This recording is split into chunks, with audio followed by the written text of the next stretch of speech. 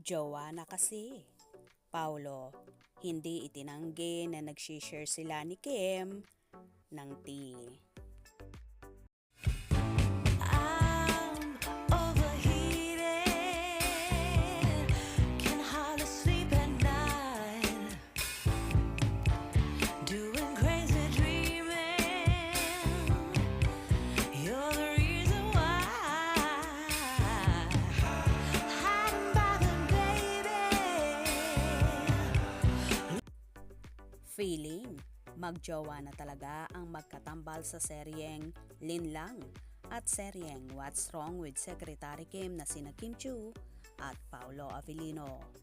Sa naging interview kasi sa kanila ng Entertainment Press kamakailan, sa naging media junket para sa serye nilang What's Wrong with Secretary Kim. Tila nagulat ang aktor na si Paulo sa tanong tungkol sa tsaa, kung saan tumbler ni Kimi yon at doon siya umiinom. Ayon kay Paulo, kasi si Kim palaging may tsaa na baon.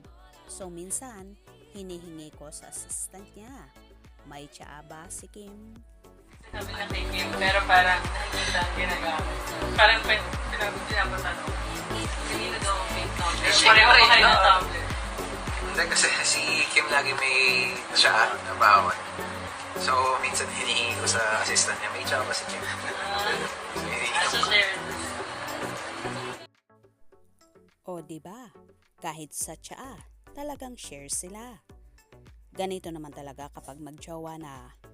Bukod sa iisang inuman na lang ang ginagamit nila. Abay kahit sa cellphone ay share din sila kung saan. May kumalat din na video na panay ang pindot ni Kimi ng cellphone sa cellphone ni Paulo. Tila ba may tinitingnan sila or baka naman tinuturuan ni Chinita Princess si Paulo sa maraming bagay pagdating sa social media. Alam naman natin na hindi ma-social media si Paulo at si Kimi ay alam na alam ang mga apps na ginagamit niya. Malamang tinuturuan ng actress ang actor o baka talagang nagtitinginan na sila ng phone nila dahil nga magjowa na sila. Ano sa palagay nyo? Anyway, so happy naman ang kanilang followers sa nakikita nilang sweetness ng Kim Pao on and off cam dahil hindi na nga kayang itago ang namumuo nilang pagmamahalan na ayaw pa ngang ilantad sa publiko. Well, ika nga ni Paulo, hinay-hinay muna siya kay Kimi.